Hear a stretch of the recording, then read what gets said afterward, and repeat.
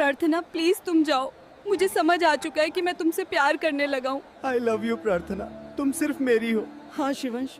स्वागत है आपका आपके अपने चैनल देसी धमाका में सीरियल कुमकुम भाग्य में। अब यहाँ पर प्रार्थना अपनी जिंदगी की सबसे बड़ी कुर्बानी देने वाली है। वो अपने प्यार को हमेशा हमेशा के लिए छोड़कर जाने वाली है और ये उसका आखिरी फैसला है। उसने सब चीजें अपनी माता रानी के ऊपर छोड़ दी हैं। अब यहाँ पर जैसे ही रौनक ने शिवांश को सब चीजें बता दी हैं तो उसके तो होश उड़ गए हैं। अब वो यहाँ पर प्रार्थना को हर जगह ढूंढता है पर लेकिन प्रार्थना उसे कहीं भी नहीं मिलती।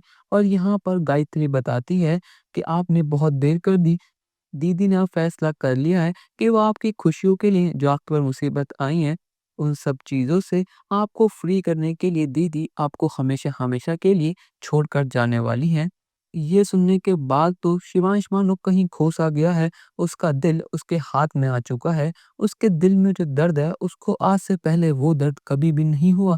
यहाँ पर शिवांश को समझ तक नहीं आता क्या कि प्रार्थना के जाने से उसे इतना फर्क क्यों पड़ रहा है।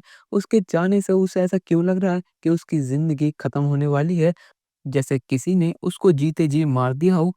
अब यहाँ पर शिवांश एक पागल आशिक की तरह दर-बदर प्रार्थना को ढूँढता रहता है। पूरी रात से सुबह हो जाती है पर लेकिन प्रार्थना उसे कहीं नहीं मिलती। अब यहाँ पर प्रार्थना बस स्टैंड पर होती है और वो सुबह की बस का इंतजार कर रही होती है कि कब सुबह बस आए और वो इस शहर को और शिवांश को हमेशा हमेशा के लिए छोड़कर अपनी नई जिंदगी शुरू करे। पर लेकिन यहाँ पर जैसे ही प्रार्थना बस में अपना कदम रखने ही वाली होती है, यहाँ पर शिवांश उसको देख लेता है और भागा भागा उसकी तरफ जाता है और उसको रोक लेता है। यहाँ पर शिवांश कहता है कि प्रार्थना क्या तुम पागल हो गई हो? ये तुम क्या कर रही हो? पर यहाँ पर प्रार्थना कहती है कि शिवांश जी मेरा हाथ छोड़ दीजिए, जो मैं कर रही हूँ वो बिल्कुल ठीक है। अब यहाँ पर शिवांश अपने घुटनों पर बैठ कर प्रार्थना से माफ़ी माँगता है और उससे अपने प्यार का इज़हार करता है। वो कहता है कि प्रार्थना चाहे कुछ भी क्यों ना हो जाए, हम दोनों अलग नहीं हो सकते। आज मुझे एहसास हो चुका है कि मैं तुमसे कितना प्यार करता हूँ। जो कुछ भी हुआ, जैसे भी हुआ, जिन हालात में हमारी शादी हुई वो गलत थी, पर लेकिन मेरा प्यार तुम्हारे लिए बिल्कुल सच्चा है। तुम ये बात मानो या मत मानो, चाहे परेशानी कितनी भी बड़ी क्यों ना हो, हम दोनों कोई ना कोई हल उसका निकाल लेंगे और इस परेशानी का भी हल हम जल्द निकाल लेंगे। पर लेकिन ये कोई हल नहीं है कि तुम मुझे छोड़कर हमेशा-हमेशा के लिए चली जाओ।